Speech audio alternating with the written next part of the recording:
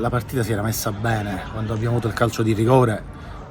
poteva andare in discesa, poi sbagliando abbiamo subito un attimino il contraccolpo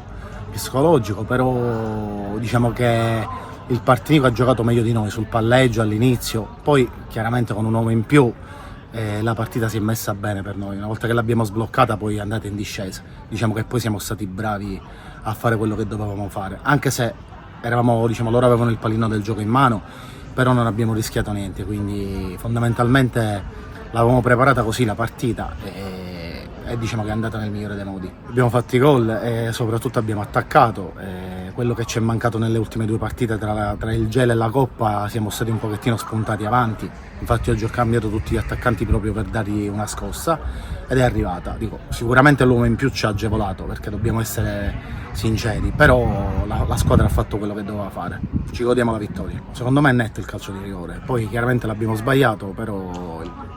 dalla panchina sembrava netto, ecco. Ho visto un parapiglia, però non ti saprei dire con certezza. Chiaramente dico, è stato un bene per noi. E ora abbiamo due doppie trasferte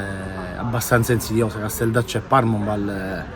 hanno il suo perché, però cercheremo di prepararle bene. Sappiamo che sono delle gare difficilissime come tutte, come quella di oggi, però ci facciamo trovare pronti e ci andiamo con il morale abbastanza alto. In difesa siamo abbastanza collaudati, quindi il modulo è ormai fatto su misura per noi e la squadra è abbastanza concreta, quindi va bene così. Guardare il risultato può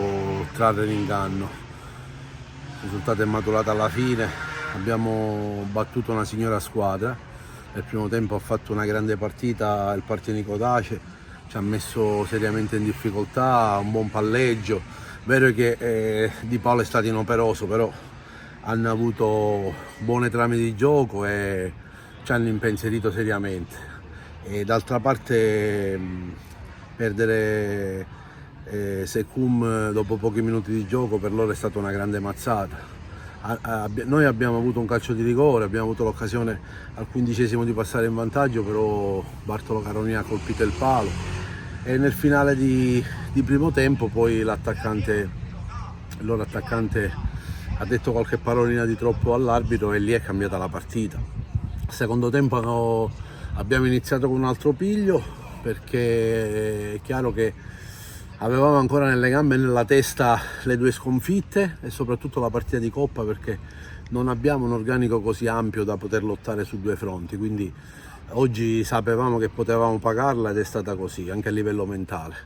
Poi il mister ha cambiato un po' le carte in tavola e devo dire che i cambi sono stati davvero azzeccati, hanno spaccato la partita. Poi dal gol di Malik ovviamente la partita è scivolata via così come era più congeniale a noi e abbiamo segnato 5 volte. Ripeto, non so fino a che punto può essere totalmente meritata perché non abbiamo fatto una grande partita, però quando vinci 5-0 quantomeno la vittoria non può essere messa in discussione. Complimenti al Partinico, è una ottima squadra, non avrà difficoltà a raggiungere il suo obiettivo e complimenti al mio amico Riccardo Benante che ancora oggi ha dimostrato che sa mettere le squadre in campo, hanno idee, concetti, davvero una bella squadra.